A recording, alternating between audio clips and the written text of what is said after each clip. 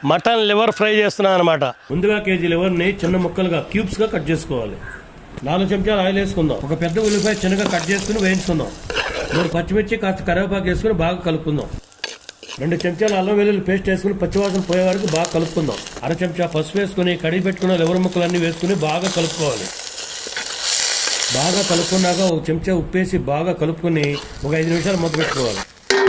5 నిమిషాలు అయిపోయిందండి. మళ్ళీ ఒకసారి బాగా కలిపేసుకుని 1 చెంచా ధనియాల పొడి, సగం చెంచా జీలకర్ర పొడి, సగం చెంచా మిరియాల పొడి, 1 చెంచాన్నర కారం ఇదంతా కలిపేసుకుని ఒక 1/2 లీటర్ నీళ్లు పోసుకుని బాగా కలుపుకొని మూత పెట్టుకుని ఒక 10 నిమిషాలు ఉడకనిస్తే మన లివర్ ఫ్రై అయిపోయినట్టే.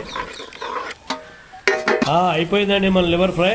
ఇప్పుడు పట్టేద్దాము, కుమ్మేసేద్దామండి.